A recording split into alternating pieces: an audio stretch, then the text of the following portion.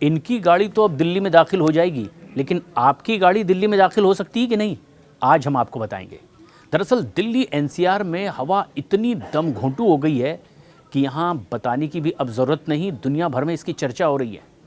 यहाँ तो आंखों में जलन, सीने में घबराहट, सांसों में लगातार घुटन सी महसूस होने लगी और ऐसे तकलीफ़ें अब आम होती चली जा रही है। इसे लेकिन कुदरत का कहर कहें या फिर हम इंसानों का ही बोया हुआ जहर कहें, हम युवा आखिर बूढ़े बच्चे इन सब जहरीली हवा में सांस लेने को मजबूर हैं। वैसे तो अभी तक के कोई ठोस कदम इसके लिए उठाए नहीं गए हैं, सियासी आरोप प्रत्यारोप ज़रूर हो रहे हैं, लेकिन फिर भी सरकार की ओर से कोशिशें लगातार जारी है। इस बीच दिल्ली सरकार ने एक बड़ा फरमान जारी कर दिया है। सरकार के निर्देश के मुताबिक दिल्ली में बाहर से आने वाली केवल इलेक्ट्रिक और सीएनजी वाहनों को ही अब दाखिल होने की परमिशन होगी। यानी कि जो बड़ी गाड़ियां हैं जिनमें सीएनजी और ईवी मॉडल नहीं हैं, उनको अनुमति नहीं मिलेगी। दिल्ली में अब ग्रैब 4 लागू हो गया है। और उधर ख़ास बात यह है, सुप्रीम कोर्ट ने भी कह दिया है कि जब तक अब अगला आदेश ना आए, ये ग्रैब 4 ना हटाया जाए, क्योंकि माहौल बहुत ख़राब है, वायुमंडल बहुत प्रदूषित हो चुका है।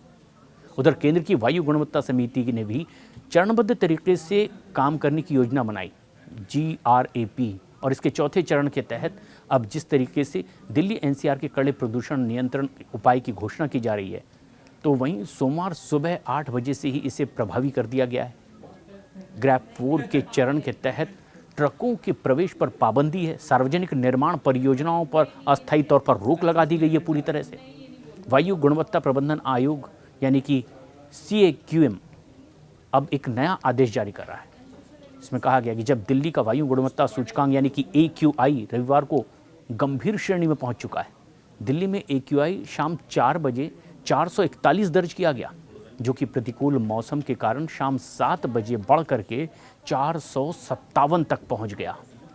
इसलिए आदेश के मुताबिक ज़रूरी सेवाओं को ले जाने वाले व सामान को ले जाने वाले वाहनों या फिर स्वच्छ ईंधन LPG, CNG, BS6 diesel, electric, इसका उपयोग करने वाले ट्रकों को छोड़कर के किसी भी ट्रक को दिल्ली में प्रवेश करने की अनुमति नहीं दी गई है। आदेश के मुताबिक इलेक्ट्रिक वाहनों, CNG वाहनों और BS6 डीजल वाहनों को छोड़ करके दिल्ली के बाहर पंजीकृत हल्के वाहनों को यानी कि कमर्शियल वाहनों को अब परमिशन इसमें नहीं दी गई। ये एक अहम बात भी है कि आदेश में ये कहा गया है कि राजमार्ग, सड़क, फ्लाईओवर और दूसरे अन्य सार्वजनिक परियोजनाओं सहित सभी निर्माण गतिविधियों पर अस्थायी तौर पर यहाँ रोक रहेगी। CAQM के अब एक नया आदेश दिया, क्लास 6, क्लास 9, क्लास 11 के छात्रों के लिए ऑनलाइन कक्षाएं आयोजित करवाई जाएं, ये सुझाव दिया गया है। और इसने ये भी सिफारिश की है कि राष्ट्रीय राजधानी क्षेत्र यानी कि NCR में ये कार्यालय, जितने भी दफ्तर हैं, 50% क्षमता के साथ काम करें, जबकि बाकी के कर्मचारी घर से ही अपना काम करें। समिति ने कहा है कि केंद्र सरकार के कर्मचारियों के लिए घर से काम यानी कि वर्क फ्रॉम होम करने का विकल्प लगातार पेश रखा जाए। इससे पहले राज्य सरकारें कॉलेज बंद करने, गैर ज़रूरी व्यावसायिक गतिविधियों को सीमित करने और वाहनों के लिए सम विषम नियम लागू करने का भी निर्णय ले सकती है, इसकी भी गुंजाइश है। लेकिन ख़ास बात यह है कि आखिर AQI का ये स्तर किस तरह का महसूस हो रहा है। 0 से लेकर 50 के बीच AQI अच्छा माना जाता है। 51 से 100 के बीच संतोषजनक किसे कह सकते हैं, लेकिन 101 से 200 के बीच ये मध्यम प्रदूषण में आने लगता है। लेकिन 201 से 300 के बीच में ये स्थिति खराब होने लगती है। 301 से 400 के बीच इसे बेहद खराब माना जाता है।